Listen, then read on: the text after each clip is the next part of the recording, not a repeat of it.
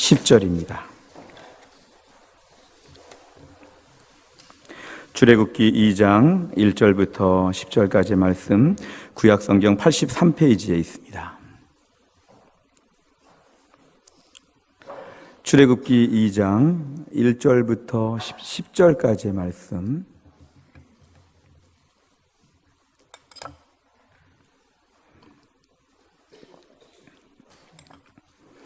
출애굽기 2장 1절에서 10절까지의 말씀 제가 먼저 읽겠습니다. 레위 가족 중 한 사람이 가서 레위 여자에게 장가들어 그 여자가 임신하여 아들을 낳으니 그가 잘생긴 것을 보고 3달 동안 그를 숨겼으나 더 숨길 수 없게 되매 그를 위하여 갈대 상자를 가져다가 역청과 나무 진을 칠하고 아기를 거기 담아 나일 강가 갈대 사이에 두고 그의 누이가 어떻게 되는지를 살려고 멀리 섰더니 바로의 딸이 목욕하러 나일 강으로 내려오고 시녀들은 나일 강가를 거닐 때에 그가 갈대 사이에 상자를 보고 시녀를 보내어 가져다가 열고 그 아기를 보니 아기가 우는지라 그가 그를 불쌍히 여겨 이르되 이는 히브리 사람의 아기로다. 그의 누이가 바로의 딸에게 이르되 내가 가서 당신을 위하여 히브리 여인 중에서 유모를 불러다가 이 아기에게 젖을 먹이게 하리이까. 바로의 딸이 그에게 이르되 가라 하매 그 소녀가 가서 그 아기의 어머니를 불러오니 바로의 딸이 그에게 이르되 이 아기를 데려다가 나를 위하여 젖을 먹이라. 내가 그 삭슬 주리라. 여인이 아기를 데려다가 젖을 먹이더니 그 아기가 자라매 바로의 딸에게로 데려가니 그가 그의 아들이 되니라. 그가 그의 이름을 모세라 하여 이르되 이는 내가 그를 물에서 건져내었음이라 하였더라. 아멘. 기도하겠습니다. 하나님, 이 시간 저희가 주의 말씀을 듣는 시간입니다. 말씀을 선포하는 주의 종에게 성령의 충만함을 더하여 주옵소서. 하나님 말씀의 권세와 능력이 나타나질 수 있도록 하나님이 역사하여 주옵소서. 말씀을 듣는 주의 백성들의 마음을 준비시키셔서 하나님 말씀을 하나님 말씀으로 받고 이 말씀에 순종하여 은혜와 복을 받도록 함께하여 주옵소서. 예수님의 이름으로 기도하옵나이다. 아멘. 우리 교회는 해마다 10월 달이 되면 많은 사역들을 계획하고 있습니다. 특별히 마지막 28일 주일에는 저희가 종교개혁주일이라고 하여서 1517년 로마 카톨릭 교회에 분연이 일어났던 우리 개신교회, 개혁교회의 정신을 다시 한번 저희가 상기시키고 회복하는 그런 날로 잡고 있습니다. 교리적인 변질과 도덕적인 부패 가운데 있던 로마 카톨릭 교회 가운데 종교개혁 정신을 회복하고 오늘날 한국교회가 다시 한번 온전한 교회로 갱신되는 기도하는 날로 우리가 그날을 지금 기다리고 준비하고 있습니다. 아울러 다음 주일에는 2부 예배 중에 세례식이 있습니다. 그동안 예수를 믿지 않던 사람이 예수를 믿고 아니면 어릴 때 부모의 믿음으로 유아 세례 받은 우리 자녀들이 장성해서 나의 주 나의 하나님을 고백하는 매우 감격스러운 시간입니다. 또한 저희가 그 다음 주일은 성찬식이 있습니다. 주님의 몸과 피를 저희가 함께 기념하면서 성령의 강력한 역사와 인재하심이 있는 가운데 다시 한번 우리의 믿음의 초심을 회복하고 십자가를 회복하고 보혈의 공로를 붙잡는 감격스러운 성찬식도 10월 달에는 있습니다. 또 우리 교회는 10월 27일 토요일 날 월평일동 주민센터와 협력하여 이 지역에서 사랑의 바자회를 엽니다. 우리 교회 주변의 사람들에게 주님의 사랑을 전하고 주님의 따뜻한 마음을 전하기 위하여 지금 함께 준비하고 있습니다.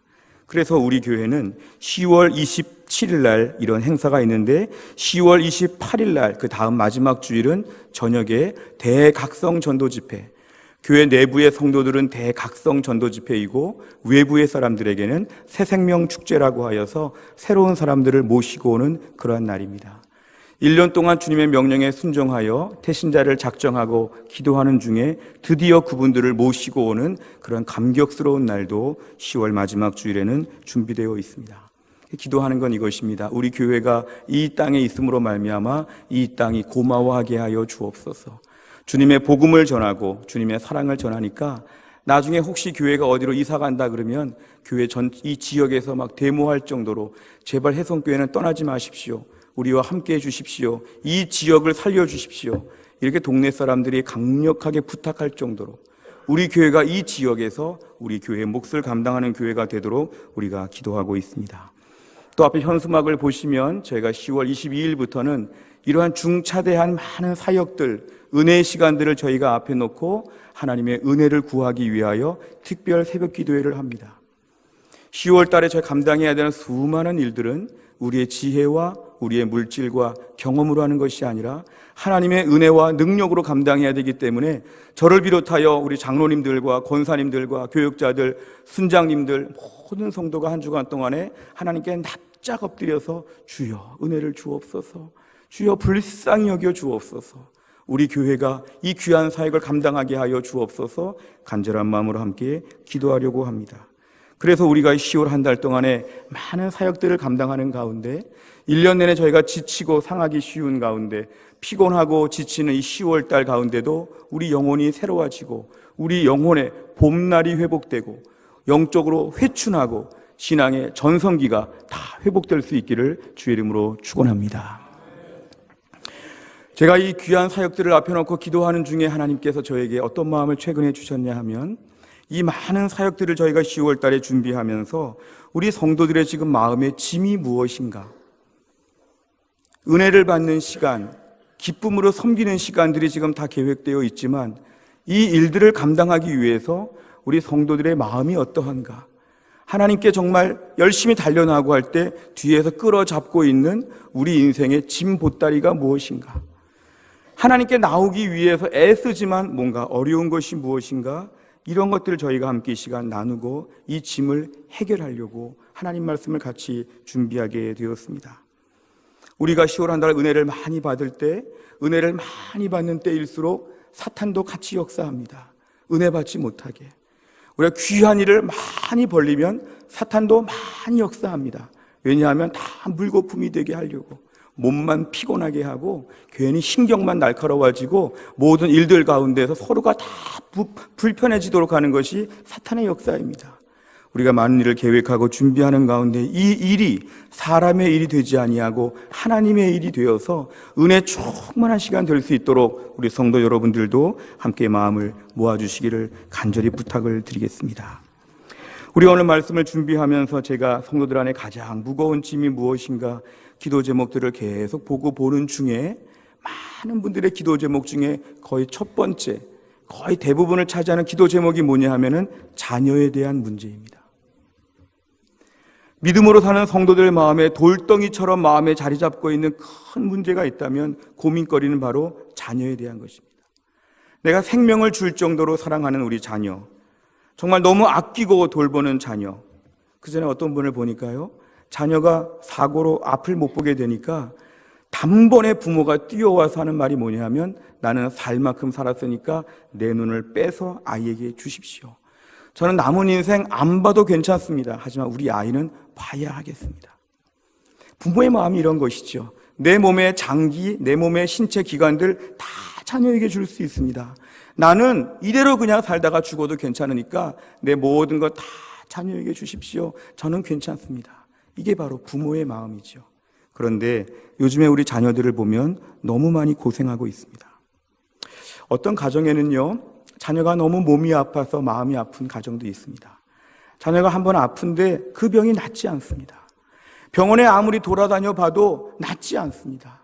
빨리 건강해서 앞으로 뛰어가야 되는데 몸이 아파서 계속 그 자리에 머물면서 맨날 병원만 다니고 있습니다. 이러다가 언제 그 다음 길을 가야 될지, 몸이 너무 아파서 이 자녀를 누가 책임질 수 있을까? 어떤 경우에는 진하게 어려움을 겪는 가정이 있습니다.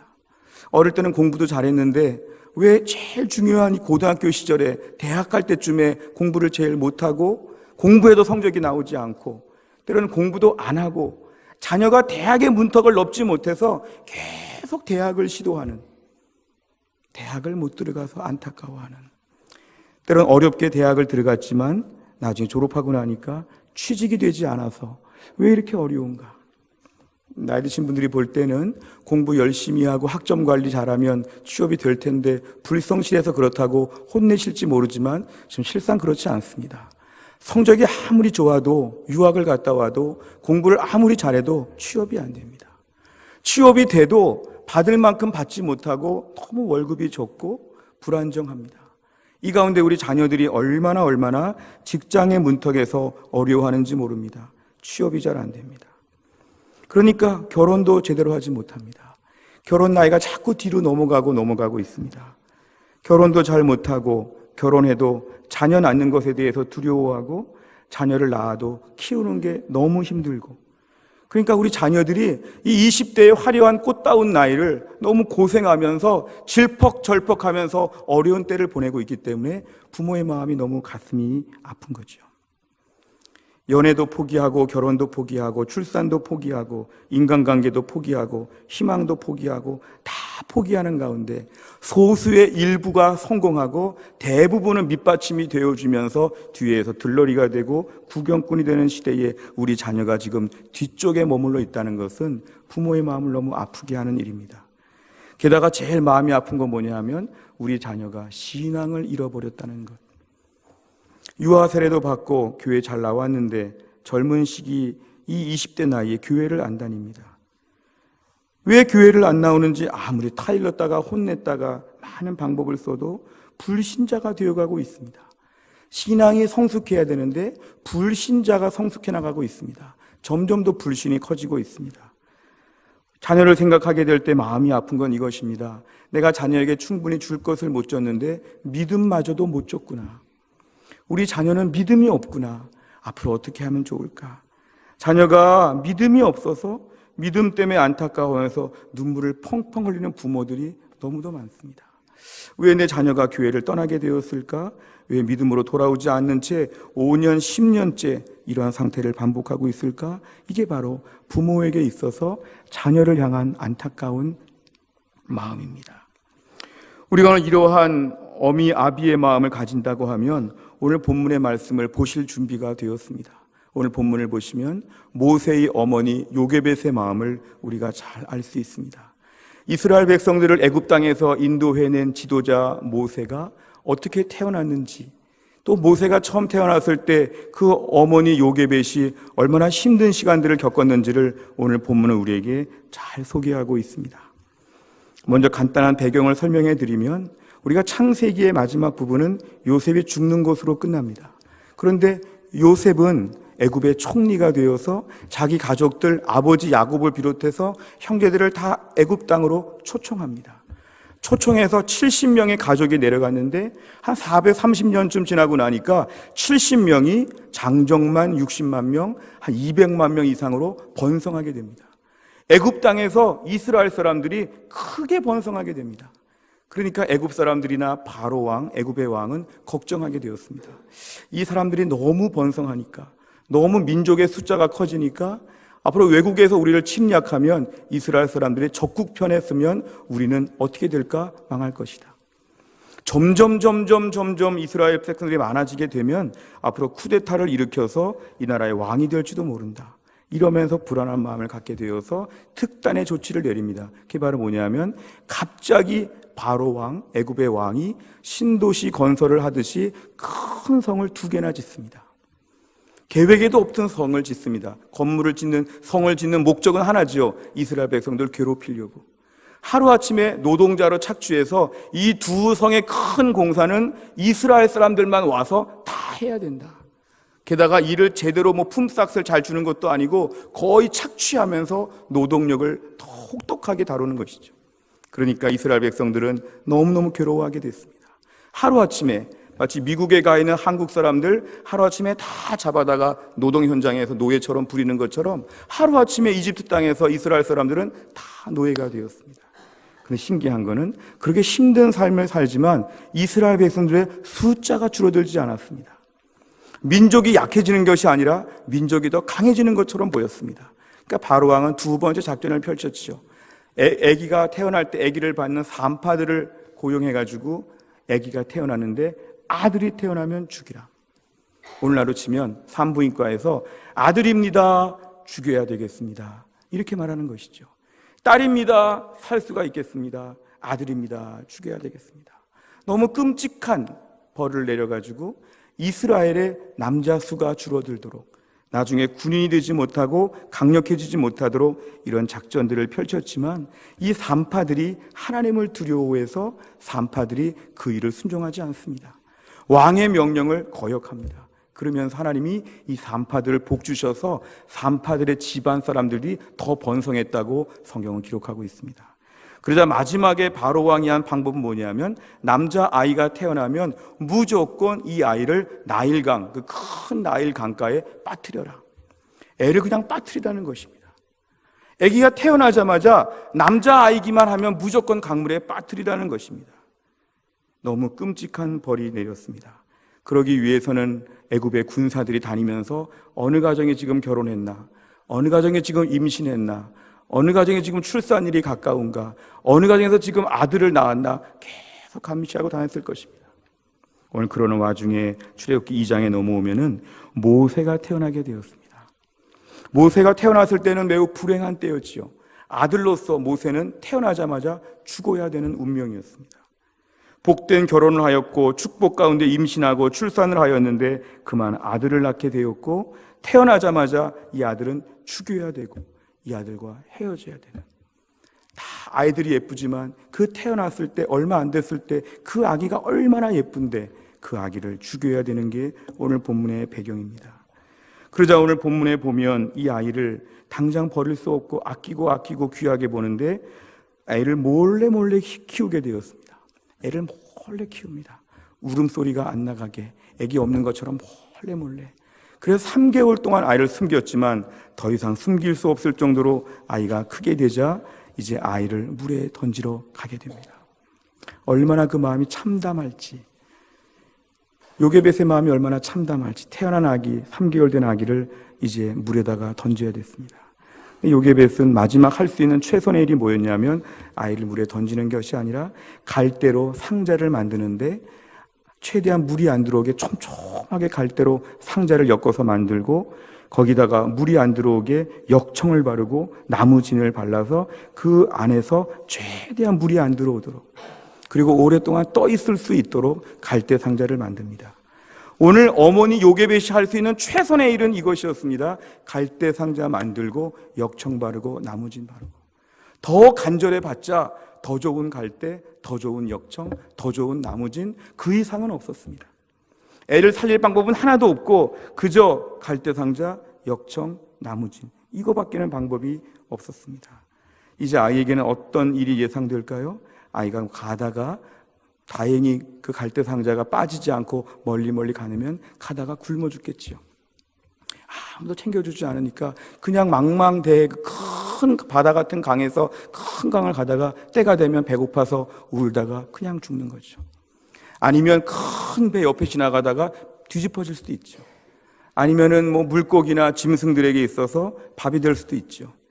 너무너무 장담할 수 없는 불행한 그러한 갈대 상자에 가는 모습을 저희는 상상할 수 있습니다.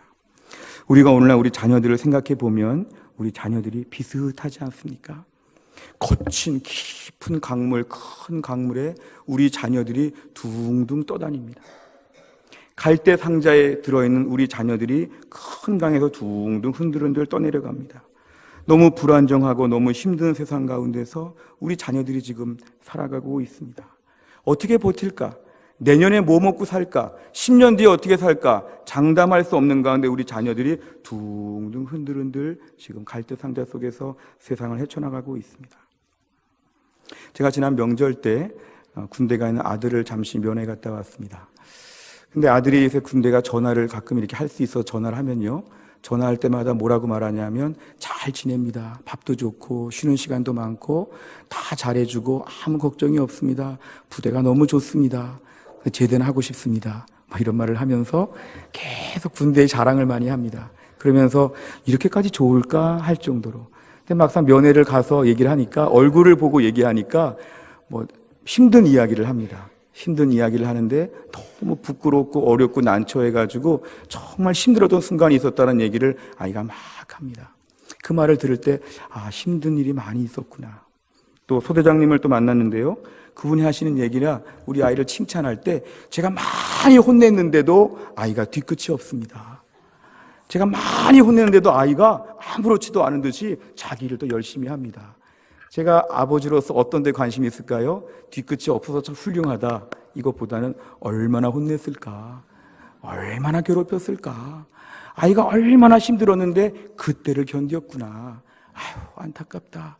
그래서 저는 오히려 그분의 칭찬을 들으면서 왔지만 집에 오는 내내 마음이 무거웠습니다. 역시 군대는 군대지. 힘들었겠다.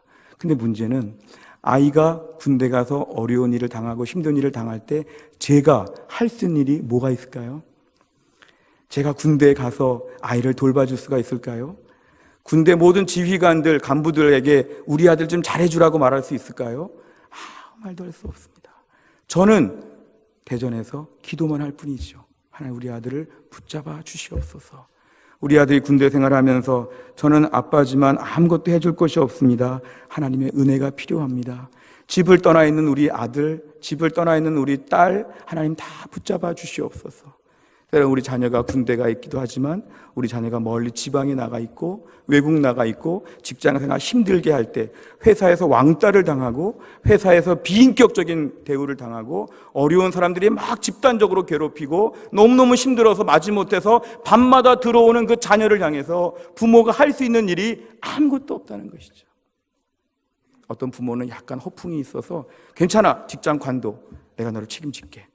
너 평생 집에서 먹고 놀아. 내가 돈 많이 벌었어. 아빠가 건강해. 아빠는 돈이 많아. 내가 너를 다 도와줄 테니까 힘들게 하고 괴롭게 하는 사람들 상대하지 말고 사표 쓰고 나와. 이러면 당장의 위로가 될 수 있지만 근거 없는 안심만 하게 하지요. 부모가 책임져 줄 수 있을까요? 내가 다 해줄게. 이런 말은 근거가 없는 말이고 일종의 진정성이 없는 말이 됩니다. 왜냐하면 부모는 다 책임지지 못하기 때문에 그렇습니다. 오늘 요게벳을 보면 요게벳이 할 수 있는 일이 뭡니까? 갈대상자 만들고 역청 바르고 나무진 바르는 게 전부였습니다. 우리가 오늘날 아무리 자녀를 위해 수고한다고 해도 우리가 하는 일이 뭐밖에 없을까요? 갈대상자 만들고 역청 바르고 나무진 발라서 보내는 것밖에는 못한다는 것이죠. 그 이상을 내가 해줄 것처럼 자녀에게 과잉 안심을 주는 것은 부모에게 잘못입니다. 결국 뭐라고 말해야 될까요? 나는 너를 책임질 수 없단다. 얘야, 나는 너를 낳았고 내가 너를 키웠지만 너의 앞날은 내가 책임질 수 없단다. 너의 진정한 부모는 내가 아니라 하나님이시란다. 하나님이 너를 지키고 돌보시지 나는 정말 못한다. 그러니까 미안하지만 나는 너를 도울 만큼 돈이 많지 않다. 나는 너를 책임질 만큼 나는 많은 걸 가지지 못했다. 게다가 나는 인격도 많이 부족하다. 내 나이 많이 살아도 많이 모자르다. 너의 필요한 것을 나는 다 채워줄 수가 없다. 나는 너의 참 부모가 될 자격이 없고 능력도 없고 아무것도 아니다. 그런데 너의 참 부모는 하나님이시다. 하나님이 너를 책임져 주실 것이다. 너의 지금의 힘들고 약하고 어려운 것 내가 너무 안타깝고 울어줄 수는 있지만 그 문제는 내가 해결 못하고 하나님이 해결하여 주실 것이다. 얘야, 하나님을 믿고 의지해야 된다. 하나님이 너에게 참 부모가 되실 것이다. 아무리 힘들고 어려워도 너의 모든 문제는 하나님이 도와주셔야 된다. 나는 못해준다. 나는 너의 참 부모가 못된다. 미안하다. 그런데 너는 하나님이 도와주셔야 된다. 내 몸에 있는 병 하나님이 고쳐주셔야 된다. 너 대학 가는 거, 너 직장 가는 거, 결혼하는 거 하나님이 해주셔야 된다. 너 인생의 고민 덩어리 나는 못 해준다. 그런데 하나님이 해 주실 것이다. 나를 바라보고 믿지 말고 하나님을 의지해야 된다. 하나님이 다 해주실 것이다. 이렇게 우리가 부모가 말해 주어야 한다는 것입니다. 오늘 본문의 요게벳을 보면 작은 갈대 상자 하나를 잘 만들어서 물이 새지 않도록 역청 바르고 나무진 바르고 다 해주죠. 마지막으로 아이를 떠나보내면서 아이를 위해서 눈물로 기도하고 아이를 보내죠.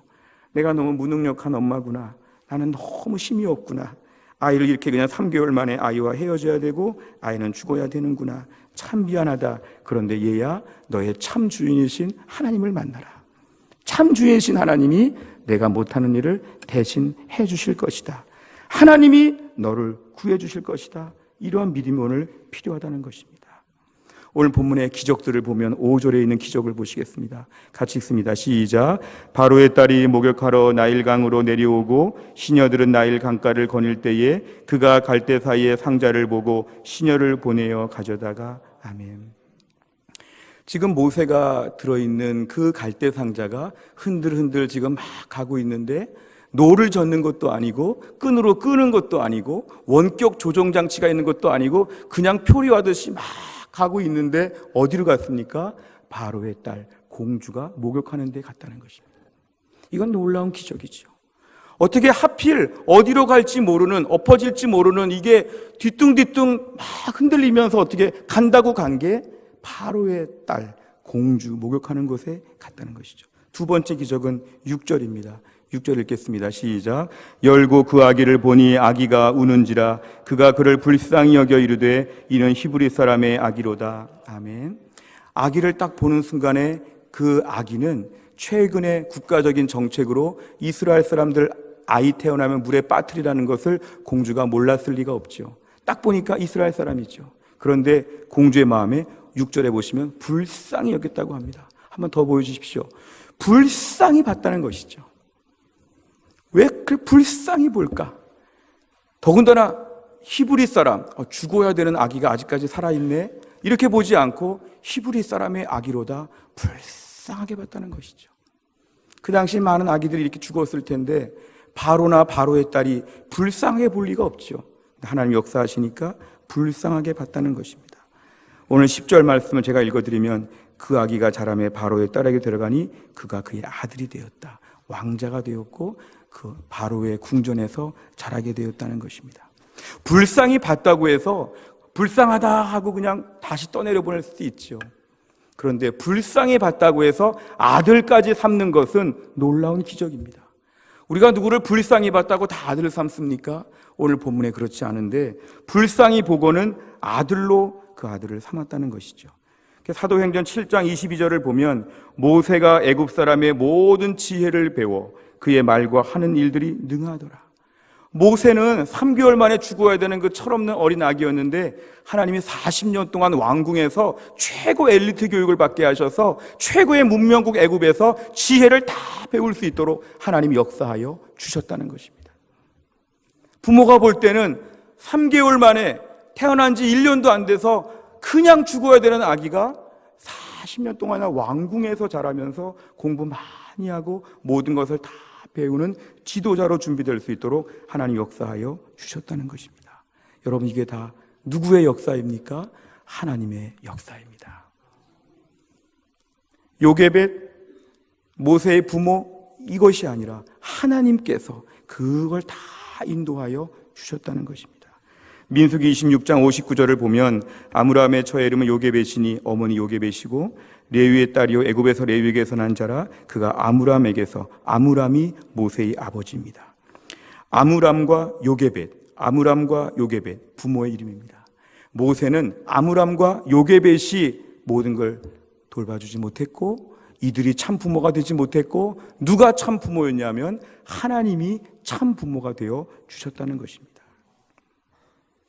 우리가 오늘 이 말씀을 묵상하면서 오늘날 저희들은 우리 자녀를 볼 때 많이 염려할 때에 이러다가 큰일 나겠다는 생각들을 많이 가집니다. 내가 도와줄 수 없는데 어떻게 하나 염려합니다.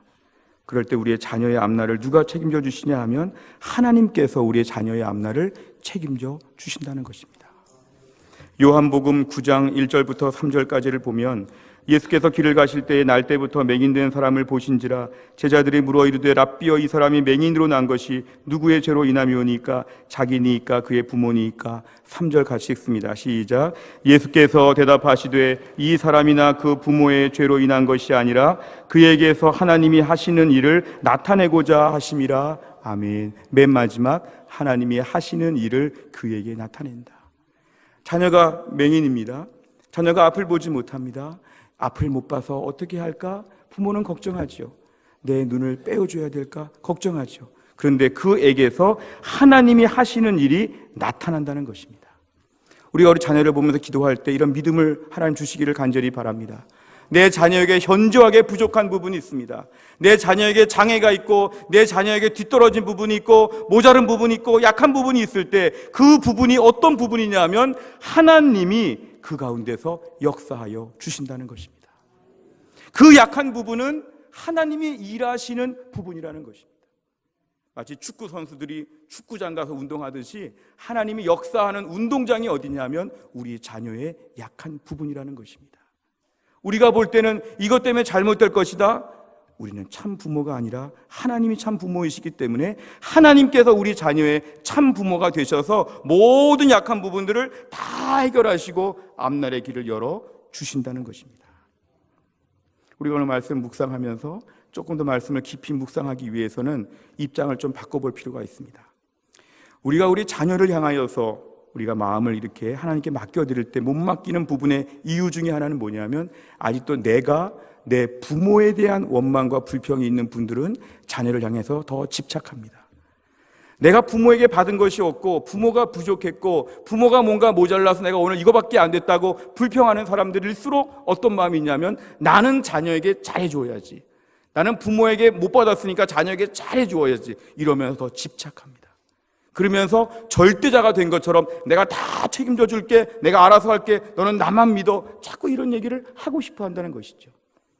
중요한 거는 오늘 본문의 말씀을 보면 우리는 그럴 수 없다는 걸 알아야 합니다. 우리 부모님은 우리에게 주실 만큼 주셨다고 믿어야 됩니다. 우리 부모님이 나에게 갈대 상자 하나 주셨습니다.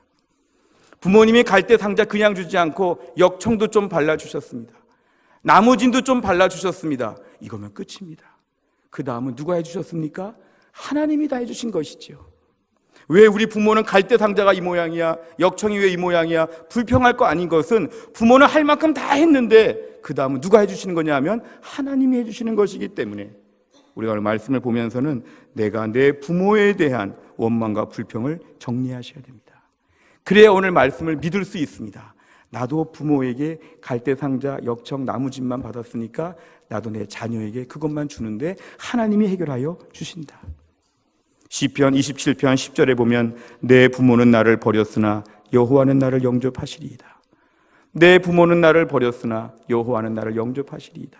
내 부모가 못해준 부분이 있어도 하나님이 다 해주신다는 것입니다.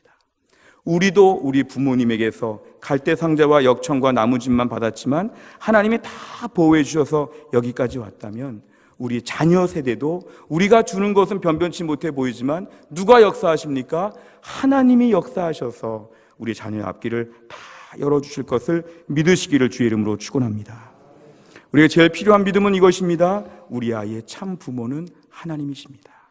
따라해 보실까요? 우리 아이의 참 부모는 하나님이십니다. 아멘. 우리 자녀에게 오늘 가서 얘기해 주시기를 바랍니다. 사실 그동안 꼭 해야 되는 말을 못한 거 한 가지 있는데 오늘 너에게 중요한 말을 하겠다. 너의 참 부모는 하나님이다. 나는 너를 위해 기도해주고 사랑해주지만 너의 모든 필요한 것들은 하나님의 손에 달려있다. 하나님이 너를 책임져 주실 것이다. 축복해 주시기를 바랍니다. 하나님이 너를 다 책임져 주실 것이다. 부모의 지갑이 얇다고, 부모가 가난하다고, 부모가 무식하다고, 부모가 초라하다고 걱정하지 말아라. 나는 참 부모가 아니다. 하나님이 너의 거를 다 책임져 주실 테니까 걱정하지 말아라. 이런 믿음으로 선포하시기를 바랍니다.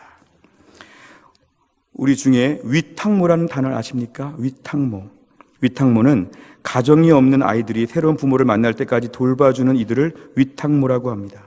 태어나자마자 위탁모 할 수도 있고 좀 큰 아이들을 받아들일 수도 있는데 위탁모는 입양된 가정이 결정되면 아이를 보내야 합니다. 그래서 어떤 분들은 위탁모 하시면서 아이와 헤어질 때 많이 우십니다. 너무 정이 들어서. 배로 낳은 것이 아니라 가슴으로 낳은 우리 아이가 너무 예뻐서 그 아이를 키우다가 울면서 보냅니다. 오늘날 우리는 엄밀한 의미에서 보면 위탁모라고 볼 수 있습니다. 하나님께서 주신 아이를 키우다가 다시 보내드리는 거죠.